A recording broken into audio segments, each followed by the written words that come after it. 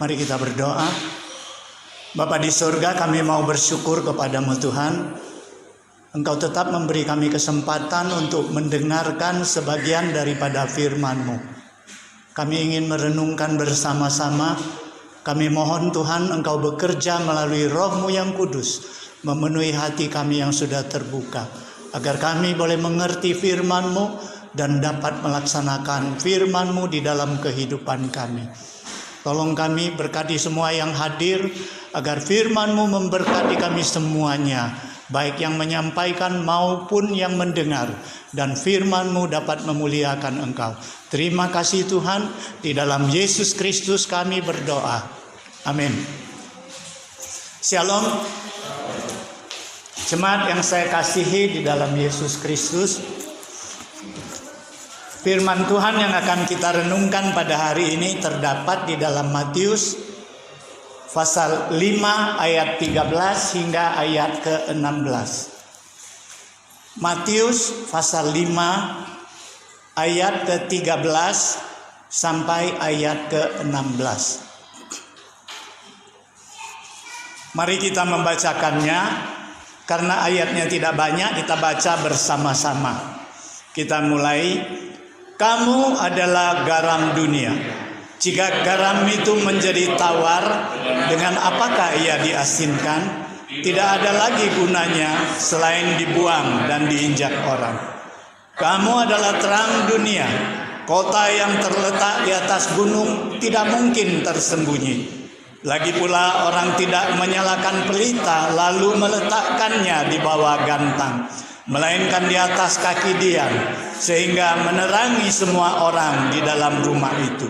Demikianlah hendaknya terangmu bercahaya di depan orang, supaya mereka melihat perbuatanmu yang baik dan memuliakan Bapamu yang di sorga. Jemaat yang saya kasihi di dalam Yesus Kristus, saya memberikan tema di dalam khotbah ini adalah pelita di bawah gantang. Ya, pelita di bawah gantang. Dari perikop yang kita baca ini, kita melihat sebuah kerinduan yang besar daripada Tuhan Yesus kepada umat-Nya yang menjadi garam dan terang dunia. Yesus mempunyai kerinduan agar umat-Nya ini dapat menjalankan fungsinya dengan baik. Fungsi sebagai garam, fungsi sebagai terang, agar dapat dirasakan, dinikmati, bahkan dapat menerangi orang-orang yang ada di sekitarnya. Sehingga kehadiran umat Tuhan di dunia ini akan dirasakan manfaatnya. Nah, saudara sekalian, kita dapat bayangkan bila satu negara, rakyatnya masing-masing mementingkan diri sendiri, baik itu partai mementingkan partai sendiri, baik itu golongan, suku, masing-masing mementingkan diri sendiri, maka dapat dipastikan bahwa negara tersebut tidak akan maju dan berkembang. Kenapa saudara sekalian? Alasannya karena kepentingan pribadi akan menimbulkan banyak pertentangan, banyak perbedaan pendapat, dan akhirnya akan terjadi konflik. Nah, saudara sekalian, ini sangat menguras negara dan pemerintah untuk menyelesaikan masalah-masalah tersebut. Jadi pemerintah harus menguras tenaga dan waktu, bahkan dana, untuk mendamaikan pertentangan-pertentangan, untuk meredahkan ketegangan-ketegangan, untuk berusaha memuaskan segala pihak. Nah, saudara sekalian, akibatnya pemerintah tidak punya lagi cukup waktu untuk memikirkan hal-hal yang lebih penting. Contohnya pembangunan, kesejahteraan rakyat akan terlantar. Nah, saudara sekalian, negara yang demikian akhirnya akan ketinggalan atau akan menjadi keterbelakangan. Nah, saudara sekalian, kita tidak usah jauh mencari contoh ya. Bagi kita yang sering suka menonton berita, menonton TV, kita dapat melihat Begitu banyak negara yang hanya memperhatikan hal-hal yang di dalam. Negara yang hanya membutuhkan pemerintahnya menangani masalah-masalah konflik, maka negara tersebut akan tertinggal karena pemerintahnya akan menguras tenaga, waktu, uang untuk menyelesaikan masalah-masalah tersebut. Nah, saudara sekalian, keadaan tersebut juga terjadi di setiap organisasi ya maupun di persekutuan-persekutuan. Nah, saudara sekalian, kalau ada persekutuan yang hanya sibuk mengurusi perselisihan anggotanya, kalau ada organisasi hanya mengurusi perselisihan anggotanya, maka pasti bahwa organisasi atau persekutuan ini tidak akan maju. Saudara sekalian, karena apa? Karena mereka mengurusi hal-hal yang tidak penting. Saudara sekalian, ada seorang ibu muda pada suatu hari dia menuju ke stasiun kereta api tujuan keluar kota dengan satu tujuan urusan yang sangat penting. Setelah tiba di stasiun, ya waktu dulu ya stasiun belum ada ruang tunggu tamu yang besar. Sehingga penumpang-penumpang yang tiba di stasiun itu masing-masing mencari tempat duduk sendiri ya. Ada yang duduk di sudut sana, duduk di sudut sini. Nah, ibu muda ini dia pilih tempat sudut jauh dari keramaian. Dia duduk di sana, kemudian dia buka tasnya. Dia keluarkan cermin make up-nya. Kemudian dia berkaca di situ. Wah, dia membenarkan topi yang dia pakai karena nampaknya agak miring ya. Dia benarkan. Kemudian tiba-tiba dia lihat, ada kancing bajunya yang copot satu. Kemudian dia gopo-gopo, dia buka tasnya, dia cari jarum, dia cari benang, dia cari kancing untuk memasangnya kembali. Ya, saat itu dia lihat lagi sepatunya kena lumpur waktu dia datang ke stasiun. Cari tisu, cari air, dia lap sepatunya bersih, kemudian dia keluarkan semir sepatu, dia menyemir sepatu. Nah, semua pekerjaan ini dia kerjakan. Setelah selesai, dia lihat sekelilingnya, penumpang pada hilang. Baru dia tahu bahwa dia ketinggalan kereta api. Nah, saudara sekalian, apakah dia mengerjakan hal-hal yang tidak penting? Ya, pentingnya kalau topi miring itu dibenarkan penting supaya cantik ya. Kalau ada kancing yang copot penting juga disemat kembali ya. Kalau sepatu kotor penting disemir. Tetapi dia melalaikan satu hal yang paling penting, yaitu tujuan utama dia datang ke stasiun itu apa? Untuk naik kereta api keluar kota untuk sesuatu pekerjaan yang sangat penting. Nah, gara-gara urusan tadi, merapikan topi, membenarkan kancingnya, kemudian menyemir sepatunya, tujuan terpentingnya terbengkelai. Sehingga dia tidak jadi berangkat hari itu. Nah, saudara sekalian, yang jelas orang yang terlalu sibuk mengurusi masalah rumahnya sendiri, atau satu organisasi yang terlalu sibuk dengan urusan dapurnya sendiri, maka dijamin lama kelamaan mereka akan jadi seperti katak dalam tempurung. Saudara sekalian, kita tahu ya kalau katak dalam tempurung itu dia melihat dunia ini seluas lingkaran tempurung itulah ya. Atau seperti peribahasa Chinese mengatakan Jing Ti Qinghua, berarti katak di dasar sumur. Ya, bagi katak itu melihat dunia itu hanya selebar lingkaran sumur. Tetapi apa jadinya ketika katak itu keluar ke darat? Wah, dia akan kaget. Ternyata dunia begitu luas. Ternyata masih banyak sekali urusan yang besar yang harus dikerjakan. Nah, saudara sekalian, gereja juga demikian. Seringkali kita seperti katak di bawah tempurung. Kita menutup diri terhadap dunia luar.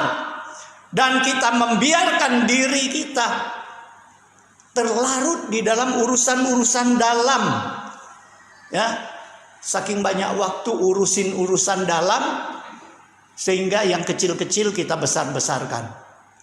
Apalagi yang besar jadi heboh. Nah, saudara sekalian, beri contoh ya. Ada gereja yang mau mengecat gereja. Itu tidak selesai 2-3 kali rapat. Karena apa? Oh, di situ perdebatan terjadi. Mau pakai cat tembok atau mau pakai cat minyak. Ya, mau pakai warna ini atau pakai warna itu. Wah, ini urusan sepele. Tapi debatnya, memutuskannya tidak cukup 1 kali 2 kali rapat. Ya, bicara tentang konsumsi. Mau pakai prasmanan atau mau pakai snack. Mau pesan nasi padang atau mau pesan nasi gemuk. Ya, bukan di sini ya, bukan di sini. Bukan di sini, di tempat lain. Nah, itu akan bertegang. Tegang otot leher ini, tegang di dalam rapat. Nah, saudara sekalian, saking banyaknya mengurusi urusan dalam, sehingga tidak ada lagi kerjaan lain. Yang kecil dibesar-besarkan, yang besar diheboh-hebohkan. Nah, saudara sekalian, habis waktu gereja untuk kesibukan-kesibukan yang tidak penting. Sehingga tanpa kita sadari, kita lupa bahwa apa misi dan visi gereja. Visi dan misi gereja itu apa? Ketika Yesus meninggalkan muridnya naik ke sorga, Yesus memberikan pesan, pergilah jadikan segala bangsa muridku. Itu amanat agung gereja karena urusan dalam yang sepele, sehingga mereka melalaikan visi dan misi yang penting, yaitu memberitakan Injil. Jadikan orang-orang manusia jadi murid Yesus. Nah, saudara sekalian, memang kita mau menolong orang lain, kita harus kuat dulu. Bagaimana kalau kita nggak kuat mau nolong orang lain? Ya, memang harus. Ya, kita mau mengurusi orang lain, kita harus beres dulu. Gereja kalau mau urusin urusan yang luar, di dalamnya memang harus beres. Nggak mungkin dia bisa urusin urusan luar kalau urusan dalam pun berantakan. Ya, gereja memang harus seperti itu. Gereja yang mau bermisi memang dia perlu dana. Nggak ada dana bagaimana bermisi. Oleh sebab itu gereja perlu membenah diri ke dalam. Gedung gereja dibangun supaya layak jemaat beribadah. Ya, nah, keuangan juga harus cukup diperkuat supaya gereja ini mempunyai dana yang cukup untuk bermisi, karena bermisi perlu dana. Ya, tetapi seringkali menjadi suatu kenyataan ketika kita membenah ke dalam, itu menjadi tujuan utama kita, sehingga bermisi itu menjadi tujuan sampingan. Tidak ada keseimbangan. Nah, saudara sekalian, ada seorang hamba yang sudah sangat berpengalaman di dalam pelayanan. Dia berkata demikian. Ketika gereja membuka pintu keluar untuk bermisi, maka angin segar di luar akan tiup ke dalam, menyegarkan yang di dalam. Sehingga pembinaan pun menjadi segar. Saudara sekalian, kalau pintu gereja dibuka, angin segar masuk, maka pembinaan menjadi semangat. Jadi yang mana yang harus dulu? Yang harus didulukan pembinaan atau yang harus dulu membuka gereja untuk bermisi?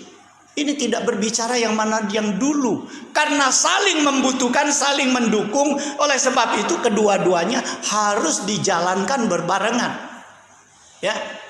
Ketika kita membenah kader-kader, kita harus mengutus kader-kader keluar untuk bermisi.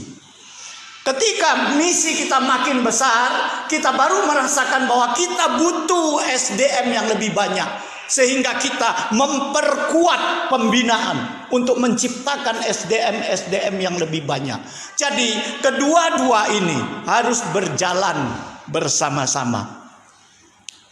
Saudara sekalian, pernahkah kita membayangkan kalau satu saat kita bertanya kepada orang yang ada di kampung Melati, ya,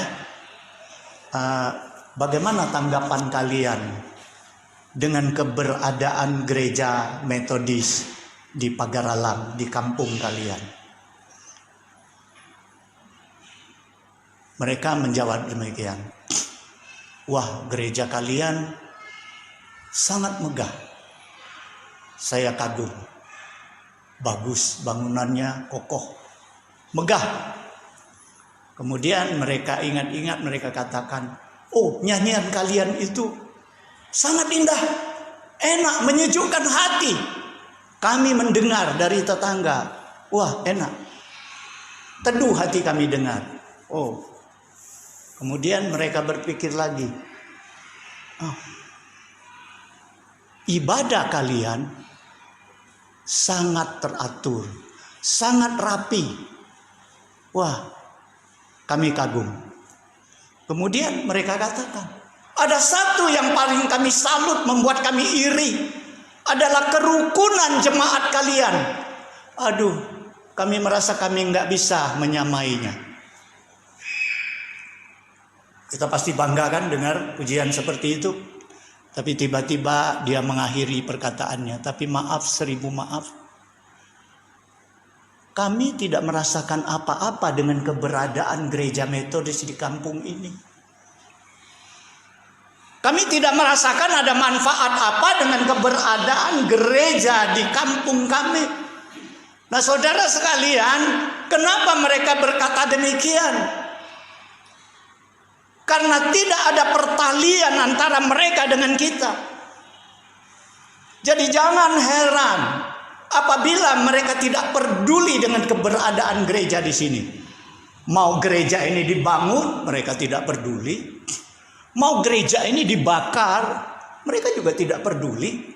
Mau gereja ini jemaatnya dianiaya, mereka juga tidak peduli. Karena mereka tidak merasakan ada pertalian.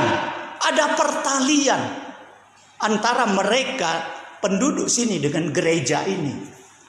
Karena mereka melihat gereja ini berbuat sesuatu hanya untuk mereka sendiri, untuk jemaatnya sendiri. Nah, saudara sekalian, saya terkesan ya, karena dari telinga saya sendiri dengar. Waktu Pak J. Silalahi jadi hamba Tuhan di sini, pastori kita kan belum kita beli waktu itu, ya. Masih ada 3 rumah yang disewa orang. Ada rumah yang tengah, kalau nggak salah ada seorang penduduk di sini, orang yang berpengaruh. Hubungannya sangat baik dengan pendeta di sini. Ya. Saat saya ada di sini, itu ngobrol pendeta dengan Pak Haji itu. Lantas Pak Haji itu berbicara demikian, Pak, pokoknya kalau ada orang ganggu, bilang sama saya, Pak. Ya, jangan takut. Pokoknya kalau ada orang mau ganggu gereja, bilang dengan saya. Saya rasa bangga ya. Berarti gereja punya arti bagi mereka. Nah, saudara sekalian, seharusnya gereja tahu bahwa visi dan misinya seperti apa yang Yesus katakan. Kamu adalah terang dunia, kamu adalah garam. Bagaimana jadinya kalau garam itu hilang asinnya? Dengan apa dibuat asin lagi? Hanya dibuang dan diinjak orang. Kamu adalah terang dunia, tapi alangkah bodohnya kalau kamu hidupkan terang itu, lalu kamu taruh di bawah gantang. Saya cari kamus ya, gantang itu apa artinya? Gantang itu semacam wadah penampi, wadah beras, yang kapasitasnya bisa menampung beras 3 kilo lebih. Ya, saya cari terjemahan bahasa ini, bahasa Mandarinnya di kamusnya. Juga dia katakan seperti itu. Saya bayangkan ya, wadahnya seperti apa ya? Kayak seperti bakul mungkin ya. Karena cukup dalam kalau bisa nampung beras 3 kiloan dan lingkarannya bulat. Ya kayaknya bakul lah. Nah, jadi kalau pelita itu dihidupkan, lalu kita masukkan ke dalam bakul, kita tutup, terang itu hanya bisa dinikmati orang-orang yang ada di bakul itu siapa? Nah, di sini Yesus mau katakan, kamu terang dunia, tapi alangkah bodohnya kalau kamu pelita ini, kamu masuk di dalam gantang, kamu nikmati sendiri. Saudara sekalian, pelita itu dulu pelita bukan seperti listrik ini ya. Pelita itu pakai api. Ya, pakai api. Api perlu oksigen kan? Nah, baik itu lilin atau api teplok. Ya. Kalau pelita itu masuk di bawah gantang, kita tidak sadar bahwa sebentar lagi pelita itu mati, padam. Karena apa? Karena kekurangan oksigen. Oksigennya habis. Nah, saudara, kita harus sadar, alangkah bodohnya Yesus katakan, kalau ada seorang menempatkan pelita itu di bawah gantang, harusnya dia ditempatkan di atas dian kaki dian. Nah, saudara sekalian, yang bodoh itu siapa? Seringkali kita sendiri yang bodoh. Kita menjadikan gereja kepentingan kita sendiri. Kita tidak peduli dengan yang luar. Nah, saudara sekalian, kita ingat, Yesus mau kita menjadi pelita, menjadi garam yang berfungsi. Oleh sebab itu, jangan kita jadikan gereja terlalu gemuk. Sampai gereja itu susah bergerak. Ya, malas bergerak. Saking gemuknya gereja, jadi susah bergerak dan malas bergerak. Jangan juga biarkan gerejamu terlalu kurus sehingga tidak punya tenaga untuk bekerja. Berjalan aja sempoyongan, apalagi mau bekerja. Nah, jadikan gereja seperti apa? Jadikanlah gereja, jadilah pribadimu sebagai gerejamu, sebagai garam yang berfungsi. Jadikanlah gerejamu sebagai terang yang bercahaya, supaya orang melihat perbuatan baikmu. Mereka akan memuliakan Bapamu yang di sorga. Yesus mengakhiri perikop ini mengajarkan kepada kita bahwa bagaimana kita menjalankan fungsi sebagai garam yang tetap asin, memberikan kenikmatan, cita rasa yang enak. Bagaimana kita menjadi terang di atas kaki dian untuk menerangi seluruh ruangan adalah caranya. Tunjukkanlah perbuatan baikmu, tunjukkanlah buah dari pertobatanmu, tunjukkanlah kasih Kristus yang kau peroleh dari Tuhan. Itulah caranya supaya kita menjadi terang dan garam. Saudara sekalian, pertanyaannya, sudahkah kita menjadi garam yang dapat memberikan cita rasa yang kenikmatan bagi orang lain? Sudahkah kita menjadi terang yang diletakkan di kaki dian dan menerangi orang-orang di dalam kegelapan? Ini tantangan kita dan ini tantangan gereja kita. Supaya untuk selanjutnya ketika Roh Kudus sudah turun, kita tahu visi dan misi kita adalah apa. Kita tidak cukup hanya mengurus gereja kita dengan baik. Tidak cukup hanya menimbun keuangan yang kuat. Tetapi kita harus bermisi. Harus keluar. Harus tunjukkan buah pertobatan kita. Bagikan berkat Tuhan. Bagikan kasih Tuhan.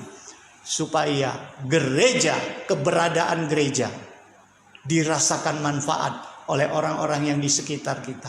Keberadaan kita di mana-mana dapat dirasakan, dapat dinikmati, dapat disukai oleh banyak orang.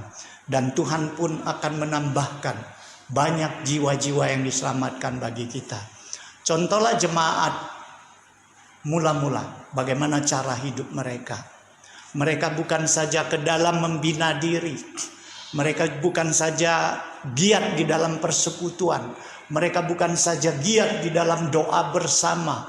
Mereka bukan saja giat di dalam menjual apa yang mereka miliki dan membantu orang-orang yang berkekurangan, sehingga yang kaya tidak kelebihan, yang miskin tidak kekurangan. Tetapi mereka juga membuka pintu untuk bermisi, bersaksi untuk Tuhan, sehingga Alkitab mengatakan manusia suka dengan mereka. Mereka tertarik, mereka disukai oleh banyak orang. Dan Tuhan menambahkan jiwa-jiwa yang diselamatkan. Mari kita meneladani, meneladani jemaat yang mula-mula. Mari kita sambut seruan Yesus, kerinduan Yesus dari awal perikop ini. Kamu adalah garam dunia, kamu adalah terang dunia. Mari kita berdoa. Bapa di sorga, kami mau bersyukur kepadamu untuk firman-Mu yang singkat ini. Kami rindu Tuhan, walaupun firman-Mu sudah terhenti, tetapi Roh-Mu tetap bekerja. Agar firman-Mu selalu mendorong kami, memotivasi kami, memberi kami kekuatan melalui Roh-Mu yang kudus. Agar kami mampu mewujudkan kerinduan Tuhan, menjadi garam, menjadi terang dunia yang menyatakan fungsinya dengan baik dan membuktikan bahwa Kristus adalah sumber terang kami, dan kami pun menjadi terang yang bercahaya. Agar orang melihat perbuatan baik kami, mereka akan memuliakan nama Tuhan. Terima kasih Tuhan, di dalam Yesus Kristus kami berdoa. Amin.